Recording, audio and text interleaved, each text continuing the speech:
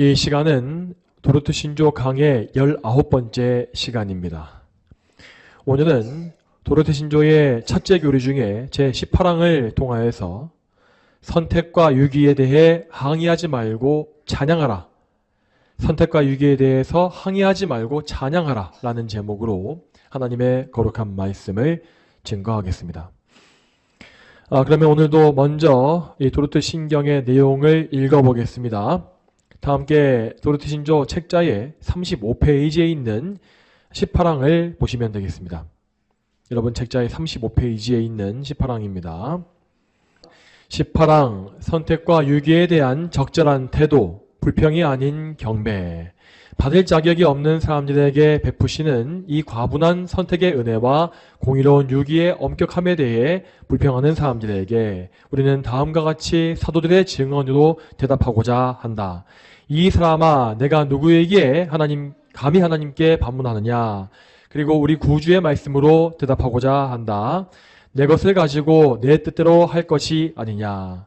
우리는 선택과 유기와 관련된 모든 비밀스러운 일에 대해 하나님을 경외하고 경배하면서 사도와 함께 외친다. 깊도다 하나님의 지혜와 지식의 풍성함이여 그의 판단은 헤아리지 못할 것이며 그의 길은 찾지 못할 것이로다.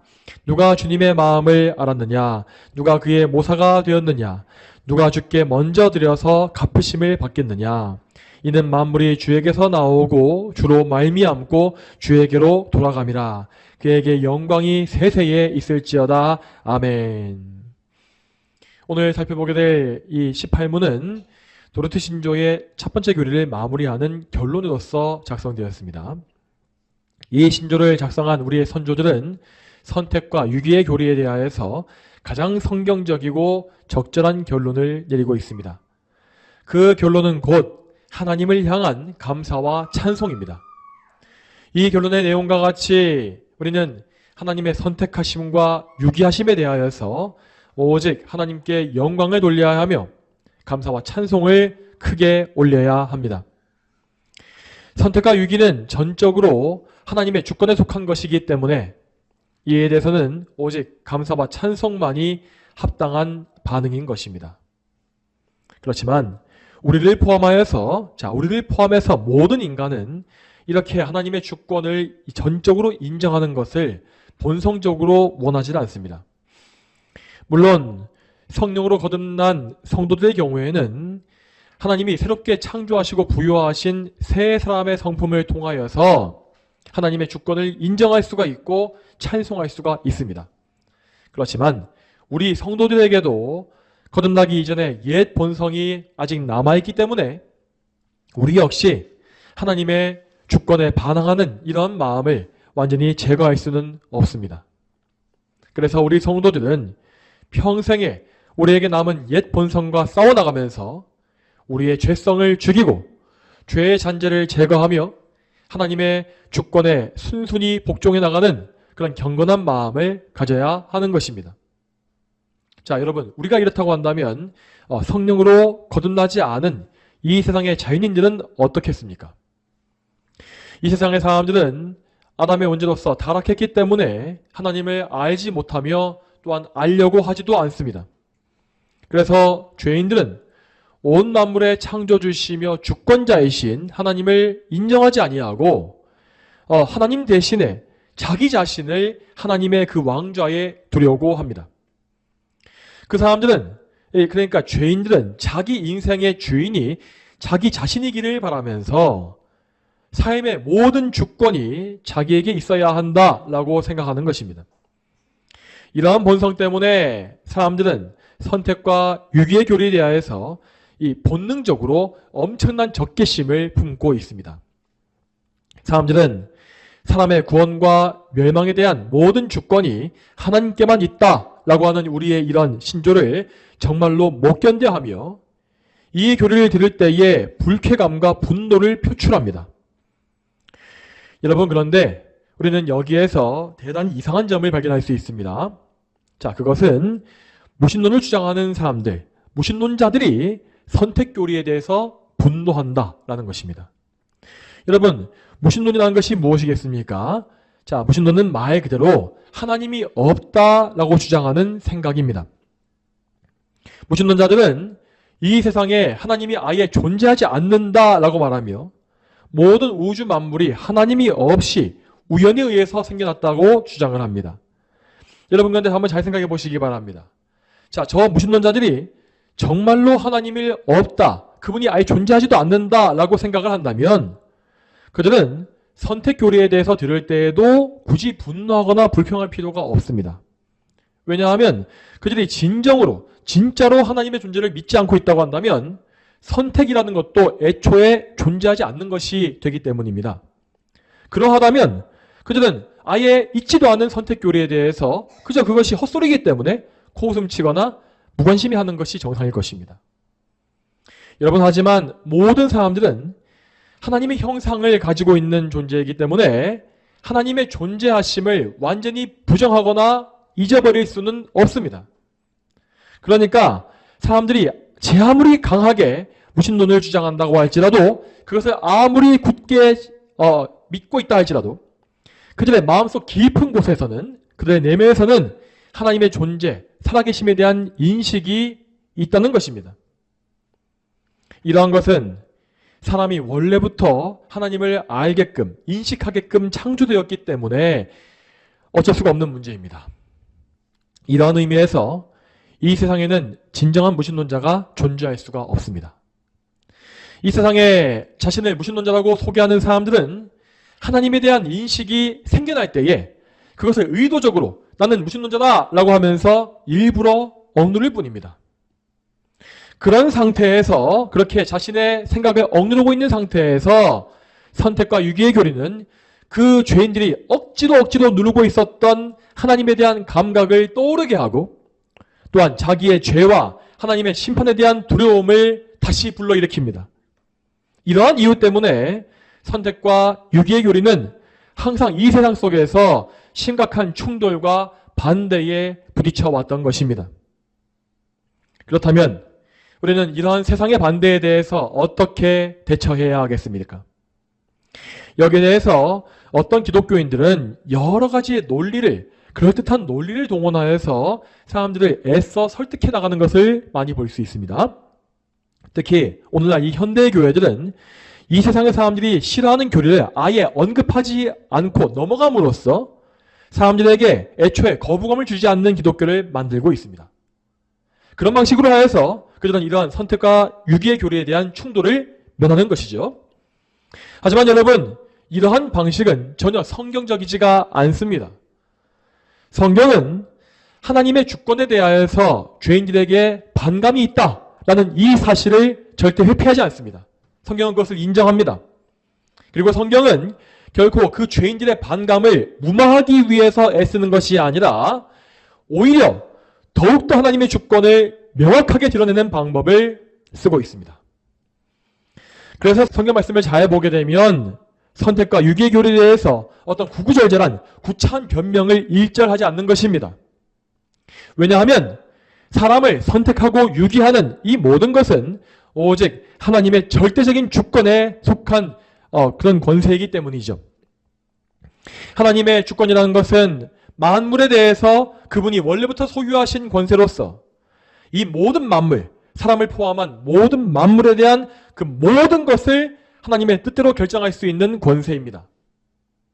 이 주권은 누군가가 하나님께 준 것도 아니고 혹은 하나님께 원래 없었다가 갑자기 생긴 것도 아닙니다.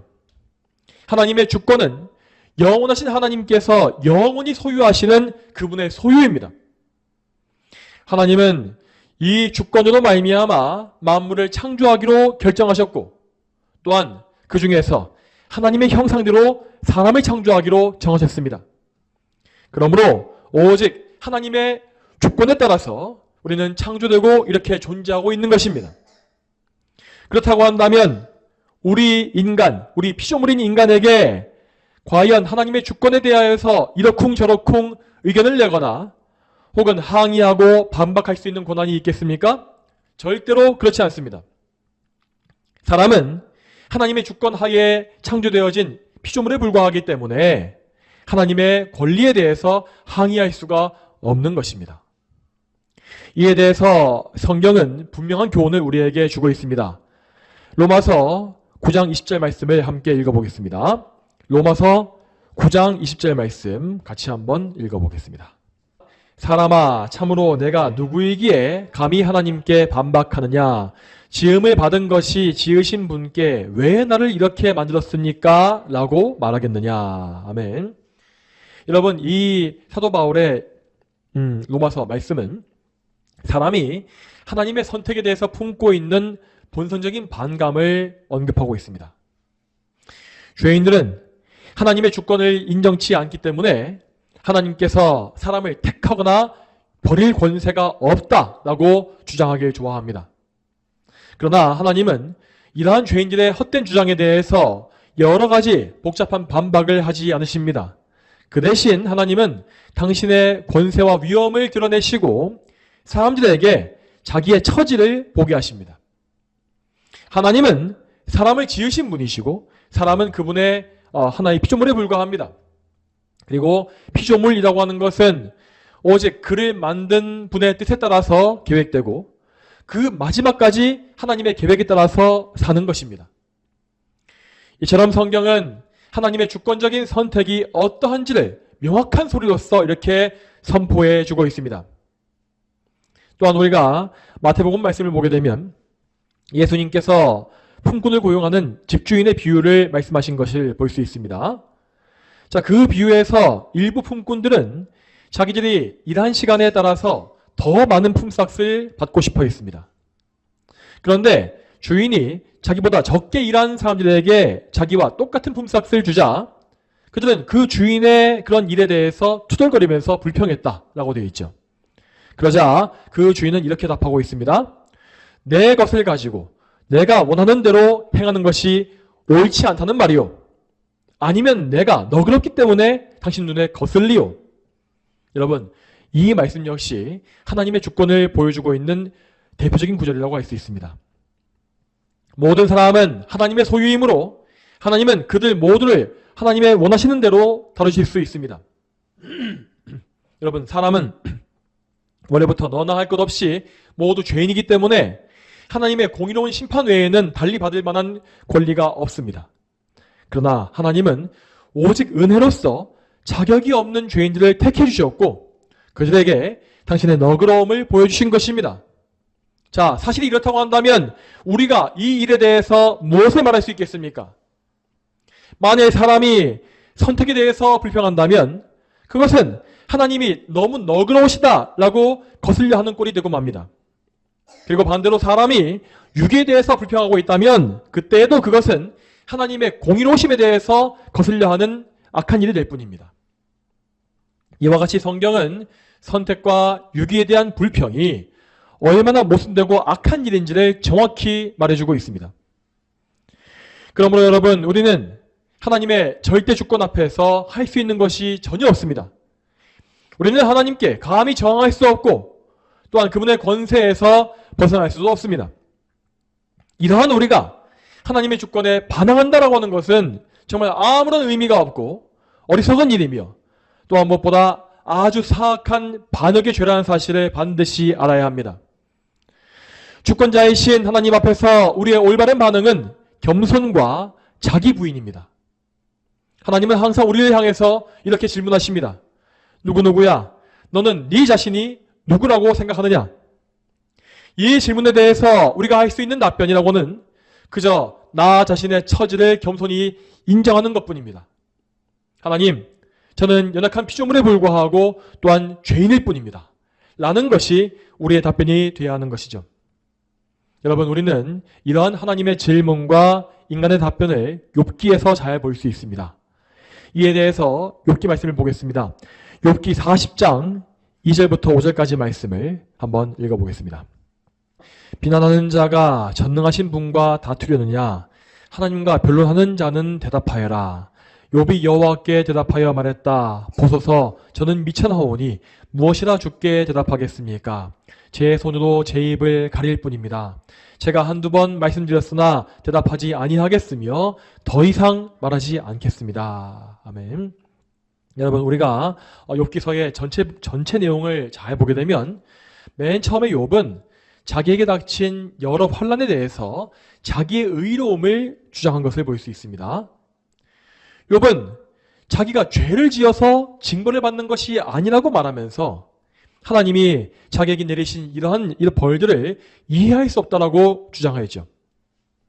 여러분, 이런 말을 할 때에도, 그러니까 하나님의 주권에 반항하는 이런 말을 할 때에도, 그때에도 욥은 분명 하나님을 경외하는 사람이었고 구원받은 성도였습니다. 그렇지만 결국 욥 역시 극심한 환난 속에서 믿음이 무너져서 이렇게 성도임에도 불구하고 하나님의 주권에 대해서 불평하게 된 것입니다. 하나님은 욥의 이러한 항변을 조용히 듣고 계셨습니다. 그렇지만 때가 이르자 하나님은 떨쳐 일어나셔서 욥을 책망하시고 가르치기 시작하십니다. 그 책망의 말씀에서 하나님은 욥의 여러 말들에 대한 여러 가지 변론들을 구구절절 늘어놓으신 것이 아니었습니다. 대신에 하나님은 당신의 위엄과 영광을 밝히 보여주셨고 그분께 절대적인 주권이 있다라는 사실을 선포하셨습니다.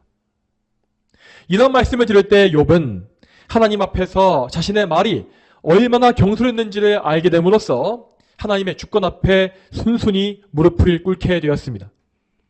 하나님의 거룩한 임재 앞에서 그는 더 이상 하나님과 논쟁하려 하지 않았습니다. 그는 그저 자신의 미천함을 인정하고 자기의 입을 가렸으며 하나님의 말씀을 경청하게 된 것입니다. 그러므로 이런 말씀을 볼 때에 우리 역시 욥이 그러했던 것처럼 하나님의 주권을 인정하고 그분 앞에 순복하는 그런 마음을 반드시 가져야 하겠습니다. 여러분, 이제까지 보았던 말씀들은 모두 선택 교리에 대한 성경의 선포와 그에 대한 반응, 곧 사람의 순종에 대해서 보여주는 말씀이었습니다. 누구든지 성령님의 인도하심 가운데 있는 택함 받은 백성은 이 말씀들을 볼 때에 항상 하나님의 주권 앞에 순복할 수 있을 것이고 자기를 낮추는 그런 반응을 보일 수 있을 것입니다. 하지만 여러분, 성도와 다르게 이 세상의 불신자들은 이렇게 하나님의 주권을 선포하는 말씀을 들려줄 때에도 그 말씀만 듣고서 곧장 순종하는 경우가 거의 없습니다. 여러분, 이러한 상태에서 그런 상태에 있는 죄인들에게 우리가 하나님의 주권만 이야기하면서 그 주권을 강제로 관철시키려 한다면 어떤 일이 벌어지겠습니까? 그렇게 되면 우리는 과거 중세시대에 로마 천주교가 그랬던 것처럼 강압적으로 이 교도를 기종시키는 그런 자들이 될 뿐입니다. 그렇지만 여러분, 죄인의 본성은 절대 이러한 강압에 의해서 강제로는 하나님의 주권을 인정할 수가 없습니다. 설령 그들이 겁이 나서 폭력 때문에 무릎 꿇어서 겉보기에는 복종하는 것처럼 보일지 몰라도 그것은 내적인 변화에 의한 자발적인 순종은 아닌 것입니다. 당연히 그러한 거짓된 복종은 구원의 열매로 이어질 수가 없는 것이고 하나님께 영광도 되지 못하는 것입니다. 그러면 여러분, 성경은 불신자들을 하나님의 주권 앞에 복종시키는 것에 대해서 무엇이라 말하고 있겠습니까? 이에 대해서 고린도후서 말씀을 같이 보겠습니다. 고린도후서 10장 4절과 5절 말씀 같이 읽어보겠습니다. 고린도후서 10장 4절과 5절 말씀 같이 읽습니다. 우리 싸움의 무기는 육체에 속한 것이 아니고 하나님으로 말미암아 견고한 성을 무너뜨리는 강력한 무기이다. 우리는 헛된 사상들을 파괴하고 하나님의 지식을 대적하여 높아진 것을 모두 파괴하고 모든 생각을 사로잡아 그리스도께 순종하게 한다. 아멘. 여러분, 이 강력한 말씀에서 사도 바울은 우리 싸움의 무기, 우리 이 싸움의 무기가 육체에 속한 것이 아니라고 말하고 있습니다.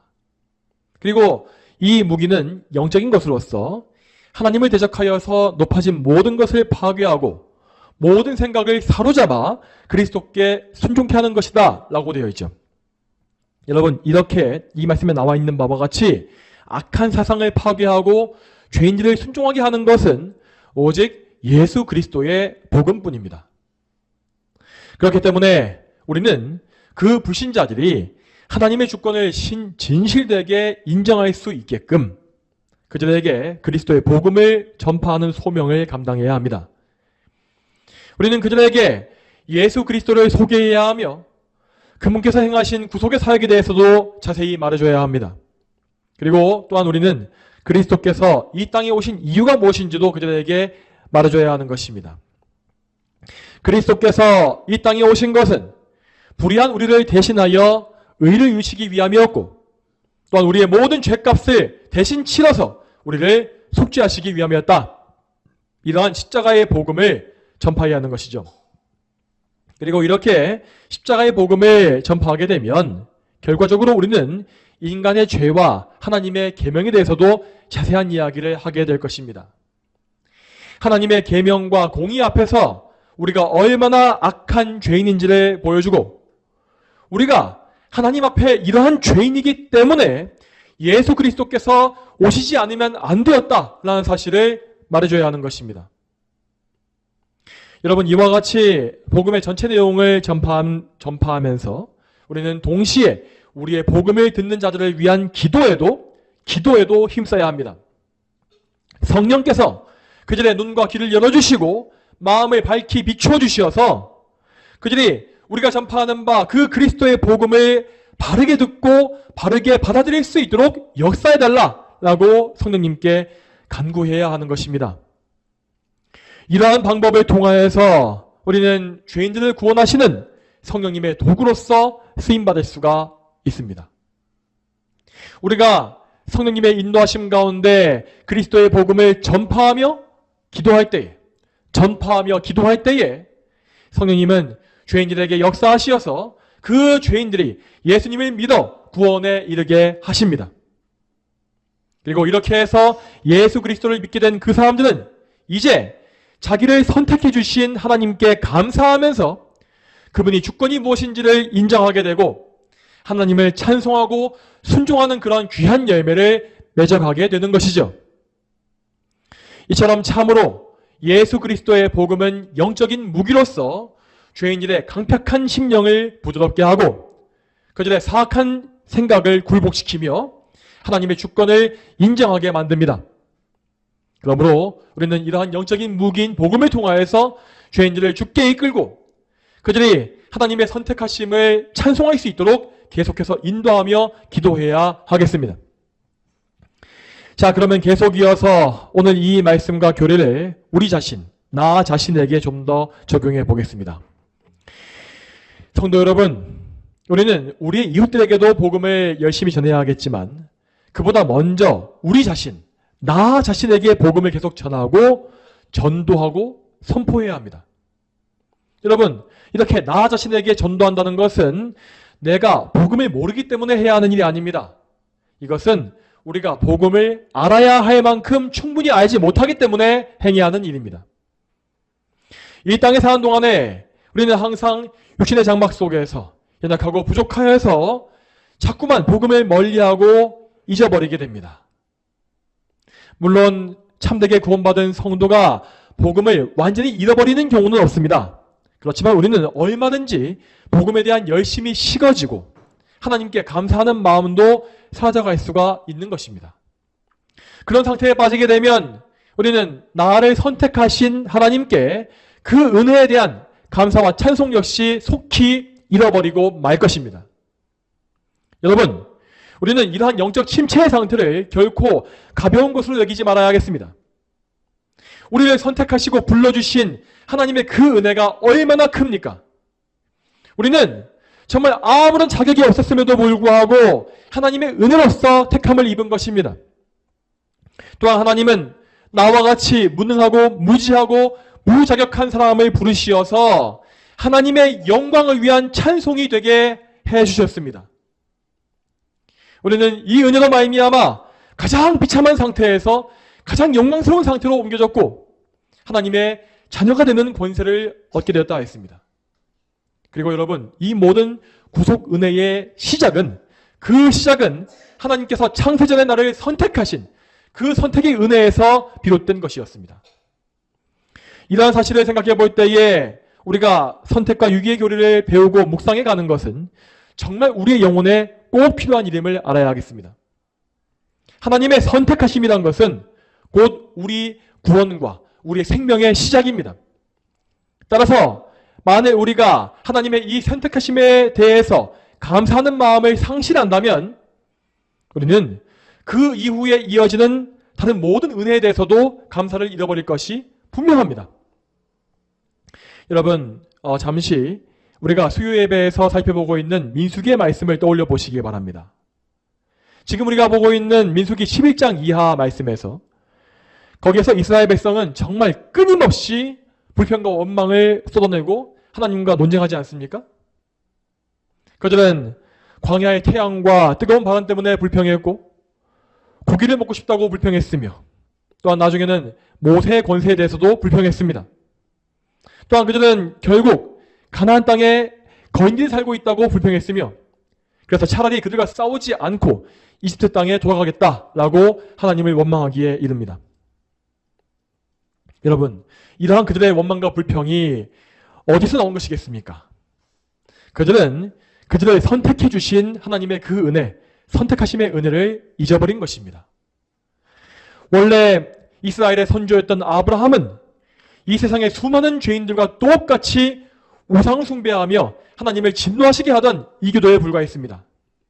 그러므로 만일 하나님께서 그 아브라함을 선택하지 아니하셨다면 애초에 이스라엘이라는 민족은 존재할 수가 없었던 것입니다. 그리고 여러분, 하나님은 아브라함과 맺으신 언약을 기억하심으로써 이집트에서 고통받고 있던 이스라엘 백성을 건져주셨습니다.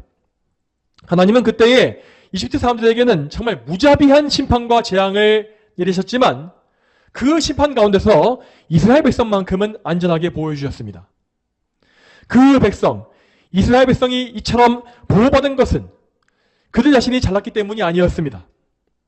이스라엘은 원래 본성적으로 이집트 사람들과 함께 심판받아 마땅한 죄인이었지만 하나님의 선택을 받았기 때문에 그 선택의 은혜로서 보호를 받은 것입니다.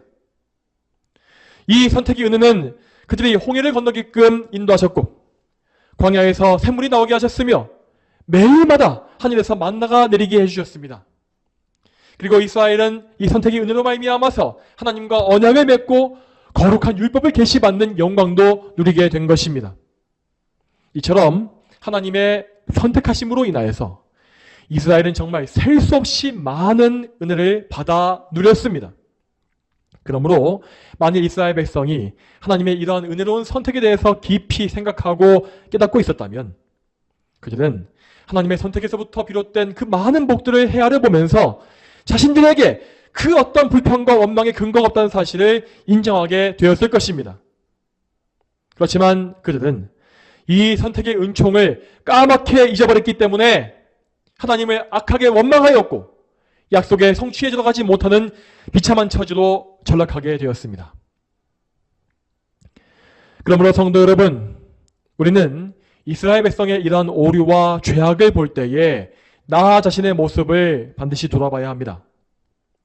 우리가 만일에 저 이스라엘 백성들과 같이 하나님의 선택하심의 은혜를 잊어버린다면 우리는 곧 환경과 여건을 불평하면서 끊임없이 하나님을 시험할 것입니다. 이러한 삶은 우리가 구원받은 바 그 목적에 전혀 합당하지 못하기 때문에 정말로 부끄럽고 어리석은 일이 아닐 수가 없습니다. 그렇지만 반대로 우리가 하나님의 선택하심과 그분의 주권을 알고 감사하게 되어지면 우리는 우리 삶의 모든 부분에서 하나님의 은혜로 주어진 우리 삶의 모든 부분에서 하나님을 인정하고 기꺼이 감사하는 길을 갈 수가 있습니다. 그래서 마땅히 우리는 선택과 유기의 진리를 통하여서 하나님의 주권이 얼마나 높고 위대하시며 감사한 것인지를 깊이 알아가야 합니다.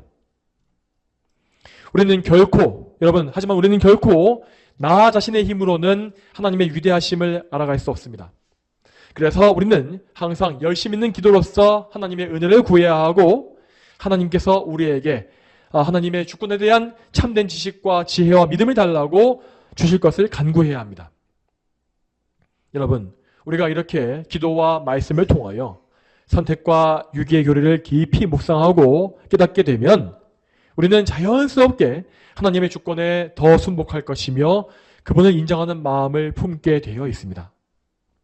이러한 이 자세는 하나님의 이 막강한 권세 때문에 겁이 나서 억지로 굴종하는 것이 아닙니다.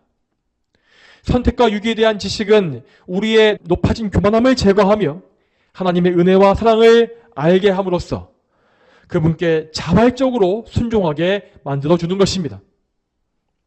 우리에게 이러한 참된 지식이 심겨질 때에 우리는 오늘 이 설교의 본문에 나와 있는 것과 같이 하나님의 지혜와 지식과 그분의 판단에 대해서 찬송할 수 있을 것입니다. 깊도다 하나님의 지혜와 지식의 풍성함이여 그의 판단은 헤아리지 못할 것이며 그의 길은 찾지 못할 것이로다. 누가 주의 마음을 알았느냐? 누가 그의 모사가 되었느냐? 누가 주께 먼저 드려서 갚으심을 받겠느냐?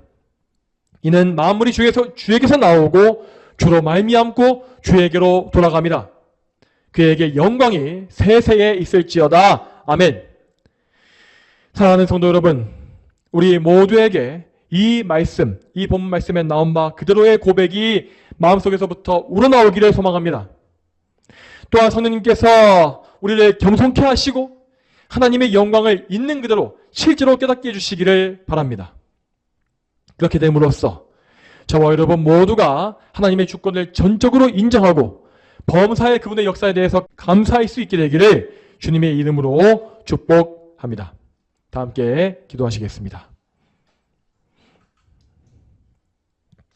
하나님 아버지, 오늘도 하나님의 은혜 가운데에서 하나님의 선택과 유기의 이 교리에 대한 마지막 결론 부분을 보게 되었습니다.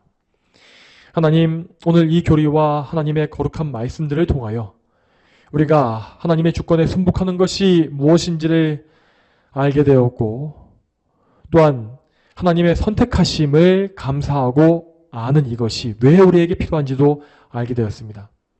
하나님, 우리에게 부어주시는 모든 은혜는 다 창세전에 우리를 택하신 그 은혜에서 비롯된 것입니다.